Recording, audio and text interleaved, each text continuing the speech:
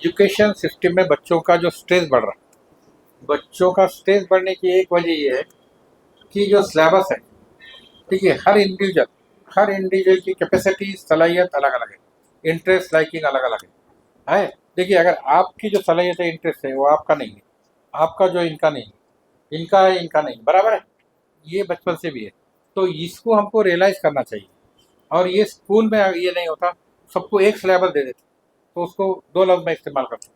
एक तो readymade syllabus, सबको वही, किसी को तंग होएगा, किसको फिट लंबा होएगा, किसको छोटा होएगा, और किसी को आएगा भी नहीं। ऐसे बच्चों में भी डिस्ट्रीब्यूशन है।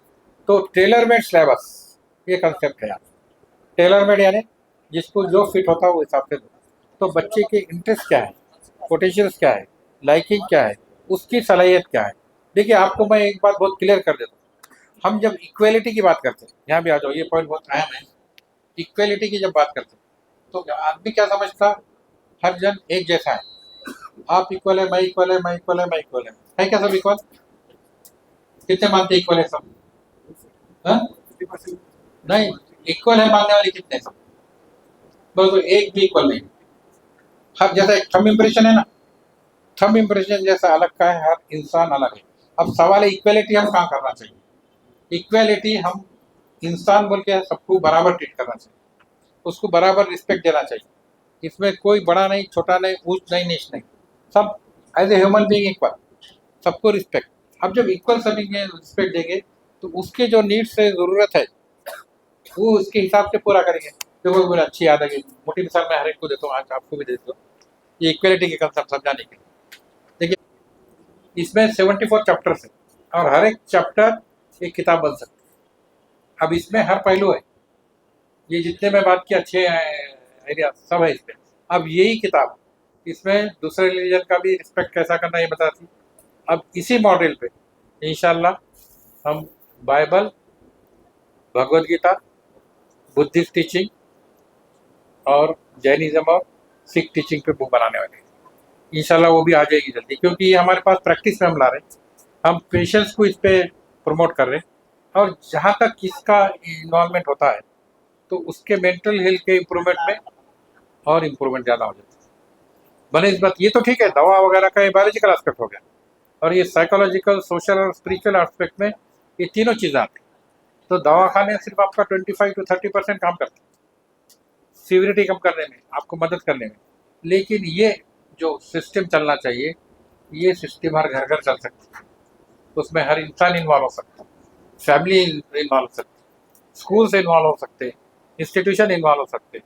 तो ये बेसिक चीज़ जो है, तो ये बेसिक चीज़ पे हमारा फोकस कराना है। तो स्पिरिचुअलिटी का एस्पेक्ट यानी ये दो बहुत सिंपल चीज़ है।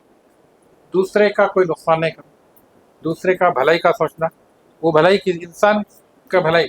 अगर मैं समझो किसी को भी बोलो, किसी भी मदद का है, अगर भूखा है उसको खाना खिलाऊं, ये इंसानियत हो गई क्या नहीं? कोई किसी भी मदद का है, बीमार है, उसको दवा दो, भलाई का काम है। कपड़े नहीं, कपड़े दो, या उसको कोई काम लगाने के लिए आप कोशिश करो।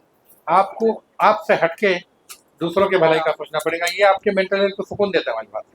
तो मेंटल हेल्थ बीमार होने के बाद इलाज होना एक अलग चीज़ है, मगर जैसा फिजिकल इलनेस, फिजिकल फिटनेस जैसा है कि आप फिजिकल फिटनेस बगैर बीमारी के भी आपको फिटनेस लगता है, बराबर है ना? तो बीमार होने के बाद इलाज कराते बीमारी का, यहाँ भी। तो मेंटल फिटनेस ये है कि आप बीमार होने से पहले तंदुरुस्त रहे और दूसरों को तंदुरुस्त के लिए प्रमोट करें। तो ये हमको पूरे सोसाइटी में प्रमोट करना है, ये मैं समझता हूँ मेन एम है। तो हम अलग अलग लेवल पे, और इसमें मीडिया का, और आजकल तो सोशल मीडिया का सबसे ज़्यादा रोल है, क्योंकि सोशल मीडिया पे इतने मैसेजेस आते हैं, मैं अगर खोलूँगा तो मेरा दिमाग चकराएगा। तो मैंने उसको बहुत रेस्ट्रिक्ट कर दिया। उसकी वजह भी है कि उसका कोई फ़ायदा नहीं होता। और जब मैं कॉल भी बहुत से लोगों के उठाता नहीं, लोग कुछ नाराज़ भी होते, तो मैं जब फ्री रहा तो मैं कॉल उठाऊंगा, नहीं तो कॉल नहीं उठाता। क्योंकि जब तक तुम अपना टाइम का केयर नहीं करेंगे, तो इसमें बेसिक चीज़ें हैं। अब मैं एक दो तीन पॉइंट पे आता हूँ। सबसे बड़ा हेल्थ के लिए जुड़ा हुआ, मेंटल हेल्थ और फिजिकल हेल्थ, नींद है। नींद, अब आप में से मैं पूछूँ, आप कितने घंटे सोते रोज?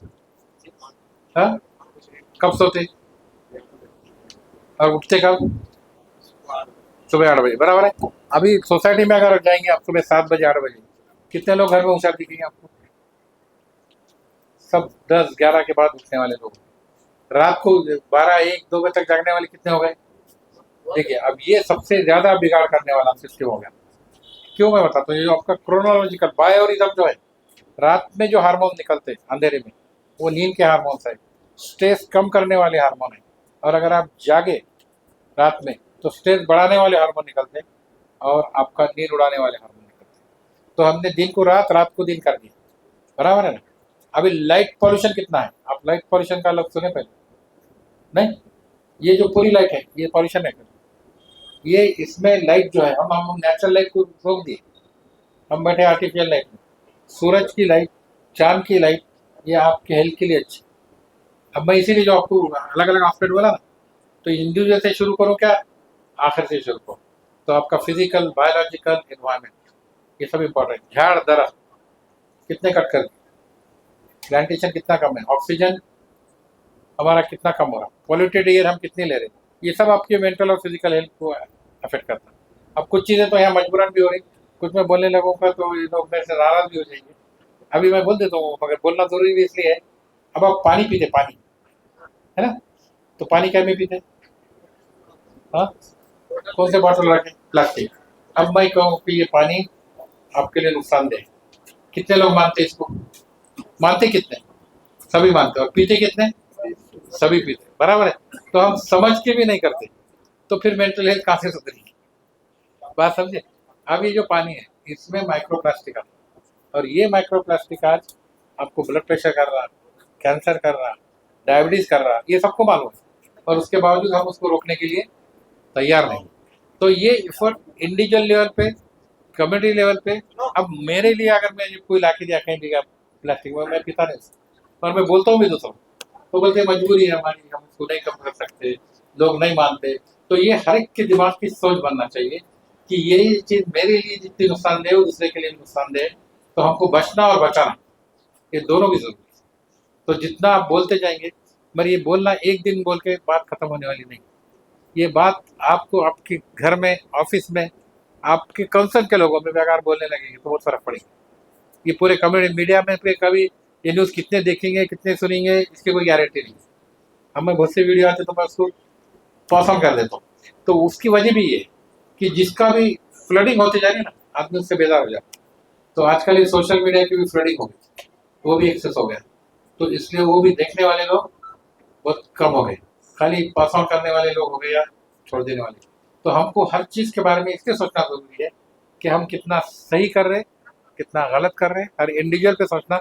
और जितना वो सही करेंगे उसकी मेंटल हेल्थ उतनी अच्छी रहेंगी। अब इतना बोलकर मैं मेरी बात खत्म करता हूँ। आप पूछ सकते सवाल किसी को, तो आप बता सकते मेरे को, क्योंकि शहर में आप घूमते, लोगों के कांटेक्ट में आप है ना। मेरे पास तो जो ज्यादा होने वाले उनके से मैं अंदाजा लगाता हूँ, जो ज्यादा हो गए बात। डॉक्टर साहब वजूहत बताइए उसमें। वजूहत तो अब इतनी देर से क्या बोल रहा हूँ मैं, तो सबसे बड़ा मसला ये है। तो अभी इसमें से जिसने सुना वो बता दो मुझे इसमें, हाँ चलो बता दो। देखिए ये बात यही है, असल यही होता है। क्या है, हमने एक चीज करे, आइटम कर दिया, हो गया खत्म। मगर उसको हम हमारा पूरा दिल दिमाग लगा के उसमें कितने इन्वॉल्व होते, ये आपको सोचना जरूरी है, हर एक को सोचना जरूरी है। तो अब वजूहत क्या है, आप 20 साल से सुन रहे हैं, बराबर है ना। आज तक वो वजूहत को अपने कितना प्रमोट करें और कम करने के लिए कितनी कोशिश करें, ये मेरा सवाल है मीडिया से। देखिए अब यहाँ तो ठीक है, ये तो प्रैक्टिकल पॉइंट है, ये मैं ज़्यादा अच्छा इन्हों